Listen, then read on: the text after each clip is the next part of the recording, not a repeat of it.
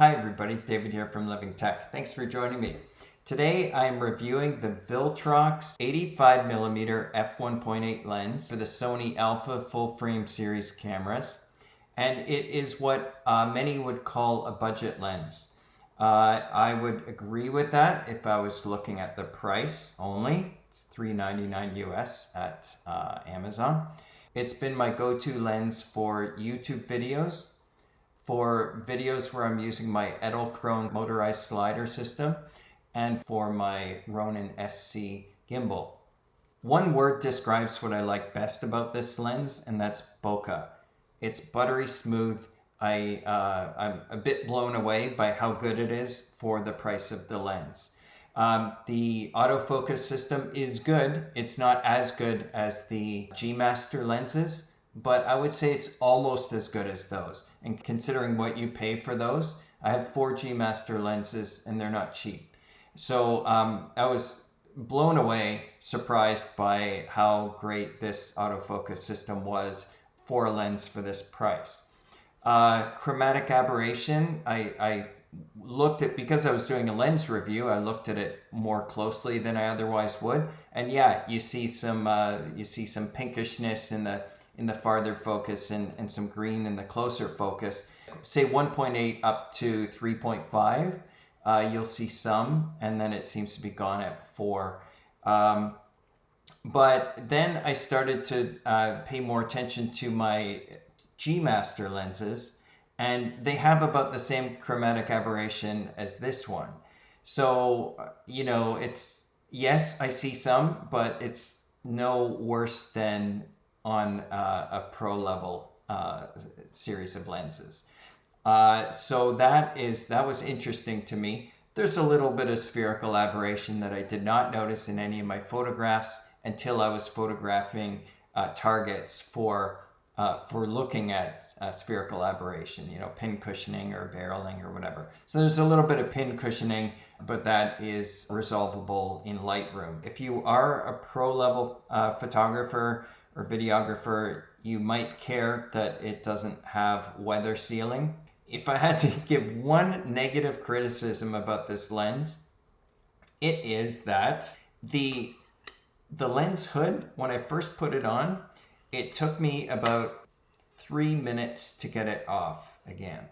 I was sort of going like this when I first did it, and I think when I do that, I was changing the shape of it a little bit. I don't know why it was so hard. Maybe it's loosened up a bit, but yeah, it took me a few minutes to get it off because I didn't want to break anything, right? So I think it was just the newer the lens is, the harder it was to get off, and also I've learned to just do it at the base, like I showed you. There's a USB port, there for if you're doing firmware updates. So that's great. If you're doing a firmware update for the Sony, it does it right through the contacts, so the Sonys don't have this USB port, but I've found it useful to have that. It's super easy. You download I think it's a bin file, but you download the file from the manufacturer's website, and then you and then you plug this into your computer with a standard micro USB to regular USB cable. And then it shows up as a drive, like a flash drive, and you just drag and drop that file into the root directory of that, what looks like a flash drive of this lens, and then your firmware, it automatically reboots and your firmware update's done. Super easy. Some people have been posting about converting this lens into an f1.6 with varied results. I think more vignetting. I just didn't bother doing that. It's an f1.8 lens, and that's great with me.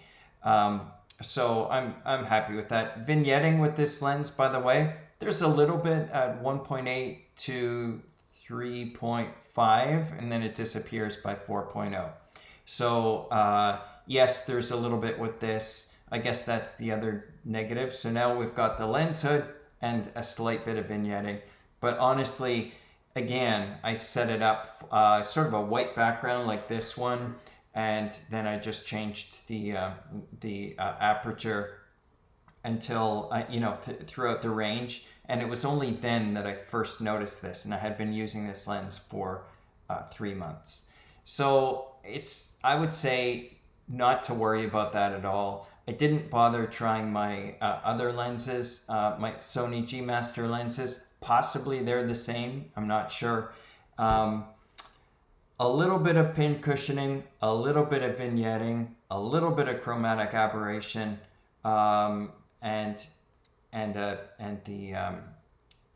the lens hood issue. The autofocus is great. It's not quite as snappy as my 24mm f1.4 G Master lens, but come on, that's like a $2,000 lens or so, I don't know. But and this is a $400 lens, so you do the math. But so that's it. That's all I've got to say about it.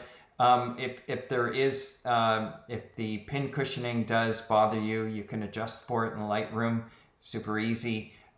Same with vignetting. You can put on a radial filter, invert it, and then just brighten up at the corners or whatever. So I don't think I think it's a little picky to worry about those that much.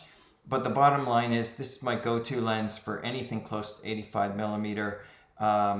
And I do have a 24-70 that I could, a G Master zoom that I could use in crop mode. But this has better bokeh than that. I guess it's 1.8 and my G Master is 2.8. This has better bokeh. I prefer this one. I can't believe how much I'm using this, and I hope something in this video is helpful to you. I think for the price, you cannot go wrong. The manual focus, absolutely my go-to lens now. So, for something close to 85mm focal length. I hope this was of some help to you. Sometimes you see something and it looks too good to be true, so you just want like a couple of more data points for people who have tried it, and hopefully that this video gives that to you. I put a purchase link in the description below in case you want to give this a try. If you have any questions, if you just write them below, I'd be happy to answer those. And thanks for joining me. Please subscribe to the channel if you want to see more videos like this. Please like the video. All of that helps our channel, and it's very much appreciated. Thanks. Have a great day.